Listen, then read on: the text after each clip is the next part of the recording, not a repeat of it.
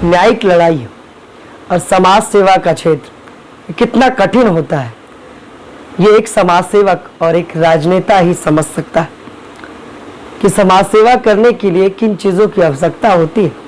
और इस क्षेत्र में आखिर उत्तर प्रदेश के तमाम अलग अलग जिलों में किन किन लोगों ने ख्याति पाई।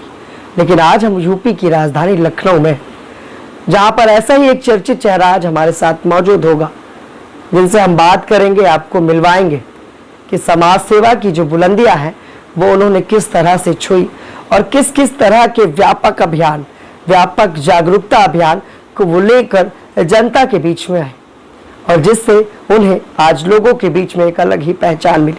आज हमारे साथ खास मेहमान हैं विशाल भटनागर, जो भारतीय जनता पार्टी के आर्थिक प्रकोष्ठ के सह संयोजक हैं। उसके साथ साथ आर्म्ड फोर्सेस में एक वरिष्ठ अधिवक्ता है और समाज सेवा के तमाम काम उन्होंने किए हैं। उनसे आज हम जानेंगे उनके एक्सपीरियंस के बारे में और आखिर अधिवक्ता जो वकालत का पेशा है उसमें उनका आगमन कैसे हुआ और उसके साथ साथ राजनीति में उनके आने की प्रमुख वजह क्या कुछ रही। आइए बातों का सिलसिला शुरू करते हैं। विशाल जी, बहुत बहुत स्वागत है आपका। Thank you so much Vikram ji, आपने मुझे अपना प्लेटफॉर्म दिया अपनी बात कहने का। आपका जो पहला प्रश्न था कि मैंने लीगल प्रोफेशन या एडवोकेसी क्यों ऑप्ट किया, तो उसमें मैं आपको बताना चाहूँगा कि I am having 3 professional qualifications. मैंने MBA किया है बेल्जियम से in finance and company secretaryship किया है, CS किया है, और lawyering is my primary profession. Arm forces tribunal एक रिड्रेसल फोरम है जो कि इस्टेब्लिश हुआ था 2009 में, और प्राइमरी वहाँ पे आर्मी के जो मैटर्स होते हैं डिस्प्यूट के, वो उनका रिड्रेसल किया जाता है। अच्छा विशाल जी, मैंने देखा है कि सेना के लोग कोई डिस्प्यूट होता है, कोई विवाद होता है, तो वो आपके कोर्ट में तो बाद में ही जाते हैं, पहले तो वो सिविल जाते हैं या थाना पुलिस कचहरी यही जाते हैं। इसके बारे में किस तरह का अभियान या जागरूकता आपने चलाई जो कहीं ना कहीं सफलता मिली? बिल्कुल सही आपने ये स्टेटमेंट दिया है, क्योंकि 2009 में जैसे मैंने पहले भी कहा कि हमारा आर्म फोर्सेस ट्राइब्यूनल एस्टैब्लिश किया गया, और ये इसका जो स्टेटस है it is equivalent to the high court, मतलब यहाँ के बाद पिटीशन जो है वो सुप्रीम कोर्ट में ही हो सकती है। और मेरे पास भी कई केसेस आए जिसमें सेना के ही लोग थे, लेकिन उनको इस इंस्टीट्यूशन के बारे में जानकारी नहीं थी, तो वो हाई कोर्ट गए, उससे पहले लोअर कोर्ट्स में गए अपने रिड्रेसल के लिए।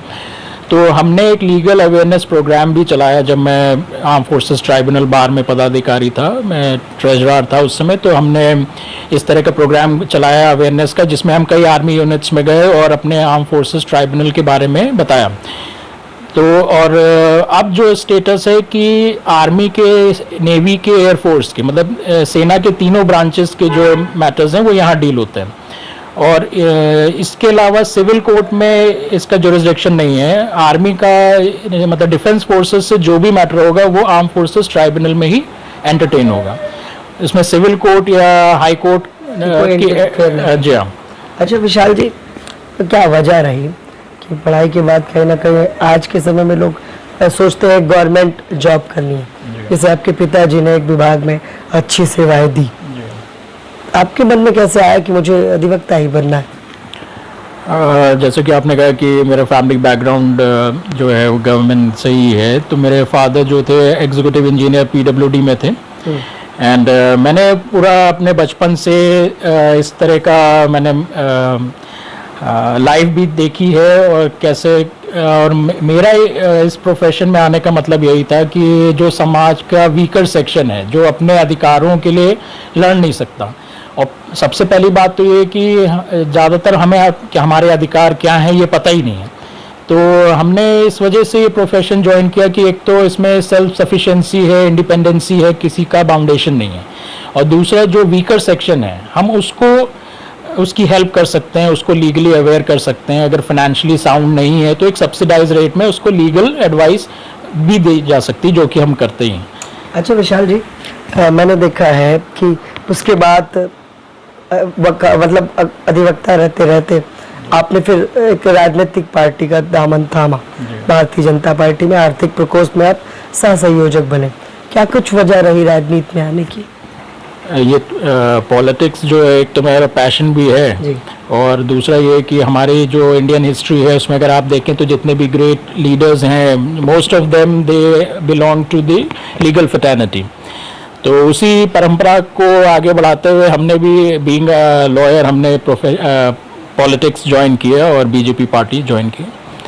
अच्छा, बीजेपी पार्टी ज्वाइन करने की यही वजह रही कि वहाँ पर जो लोग रहे हैं, जो आपकी प्रेरणा स्रोत बने, कहीं ना कहीं उनसे आपने उदाहरण लेकर इस पार्टी का दामन थामा। बिल्कुल। अच्छा, पब्लिक के लिए किस तरह के कार्य या किस तरह के क्रियाकलाप आप द्वारा किए गए जो लाभकारी रहे, जो चर्चा का विषय बने?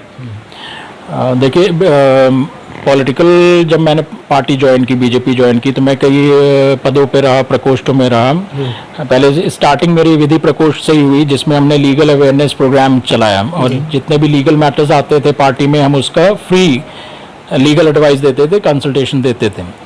और उसके बाद मैंने ओवरसीज फ्रेंड्स ऑफ बीजेपी प्रकोष्ठ का मैं सह संयोजक बना। तो उसमें हमारा ये मैनिफेस्टो होता था कि जितने हमारे भारतीय मूल के लोग हैं जो कि बाहर सेटल्ड हैं, फॉरेन कंट्रीज में सेटल्ड हैं, उनसे कंट्रीब्यूशन लेने का, उनको बीजेपी के बारे में बताना, गुड गवर्नेंस के बारे में बताना, बीजेपी के मैनिफेस्टोज क्या हैं उनके बारे में बताना, और उनसे कुछ ना कुछ कंट्रीब्यूशन लेना, प्लस उनको पार्टी से जोड़ना। ये हमारा मतलब कार्य वो था, उसमें जुरिसडिक्शन था।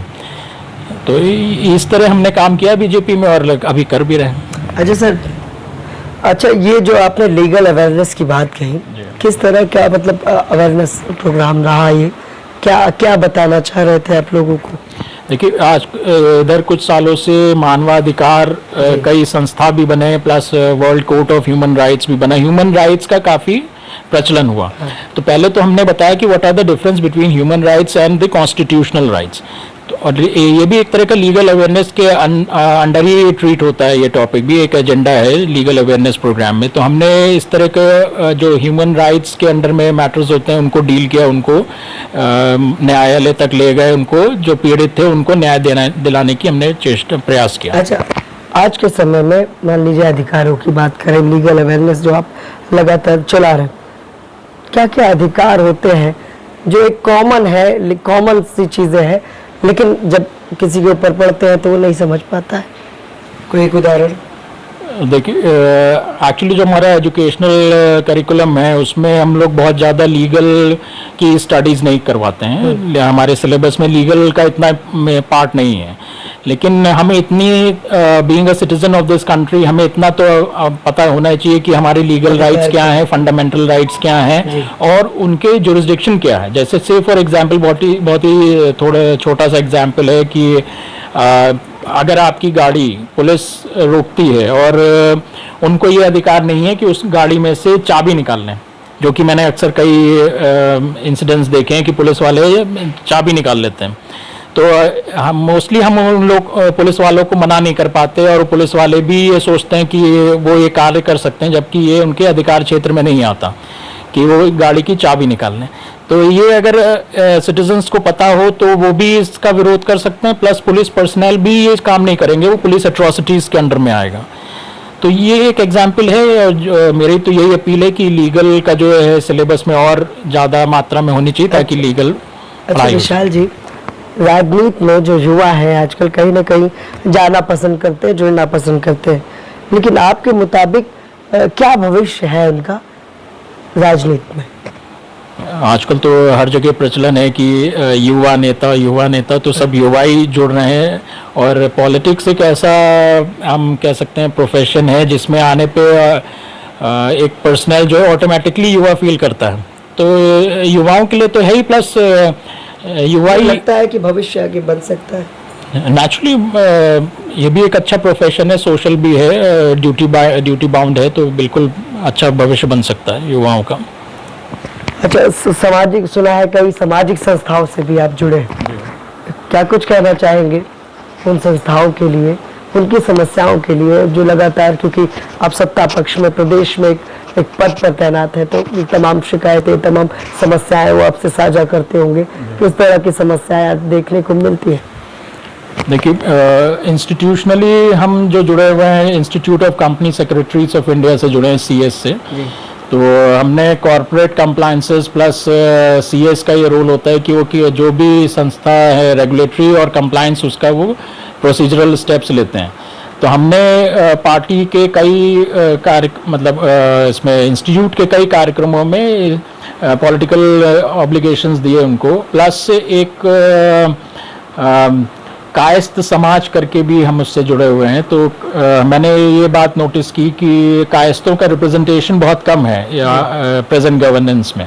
और जबकि देखा जाए तो हिस्ट्री देखी जाए तो जितने भी मेजर रोल प्ले किए गए हैं उसमें कायस्थों का बड़ा डोमिनेशन रहा है इंडिपेंडेंस के टाइम में, चाहे वो शिकागो का एपिसोड हो जिसमें स्वामी विवेकानंद जी ने वर्ल्ड फेम अडॉप्ट किया और भारत को एक पृष्ठभूमि पे ले आए, तो वो हों, या डॉक्टर राजेंद्र प्रसाद जी हैं जो फर्स्ट प्रेसिडेंट ऑफ इंडिया।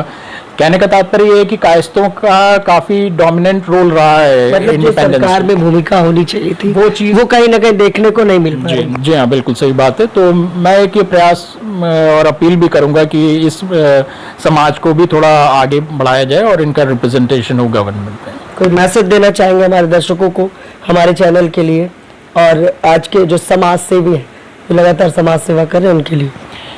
देखिए, समाज सेवा का जहाँ तक मैटर है उसमें ये होना चाहिए कि व्यक्ति के मन में कि ये एक सोशल ऑब्लिगेशन है, इसमें कोई फाइनेंशियल इश्यूज नहीं होने चाहिए, और इन जो भी ड्यूटी वो परफॉर्म करें वो सोशली हो, मतलब सोशल इम्पैक्ट लेते हुए अपना पूरा डोमिनेंस देना चाहिए। और जहाँ तक बात है कि एक्सप्रेस जी चैनल के बारे में क्या कुछ कहना चाहेंगे? हमारे चैनल के बारे में ये कि ये बहुत ही एक्टिव चैनल है, प्लस जो इसके मेंबर्स हैं they are also very active, और सबसे बड़ी बात है कि इन्होंने मेरे को एक मौका दिया जिसके लिए मैं बहुत आपको धन्यवाद देता हूँ कि मैंने अपनी बात रखी। Thank you so much. Thank you sir. तो ये थे हमारे साथ विशाल भटनागर, चर्चित समाज सेवक है, भारतीय जनता पार्टी में वरिष्ठ नेता है। उन्होंने बताया कि जो वकालत रही उसमें उन्होंने किस तरह से समाज सेवा किया और वकालत के पेशे को उन्होंने क्यों चुना। उसके साथ साथ तमाम वो समस्याएं हैं और तमाम वो जागरूकता है जिनसे इन्होंने लोगों के बीच में एक अपनी अलग पहचान बनाई। खासकर जो लीगल अवेयरनेस प्रोग्राम था उनसे इनकी अच्छी पहचान भी बनी, और आज लगातार वो समाज सेवा के क्षेत्र में अग्रसर है और सामाजिक स्तर पर, लीगल स्तर पर लोगों की मदद कर रहे हैं। सहयोगी वीर के साथ मैं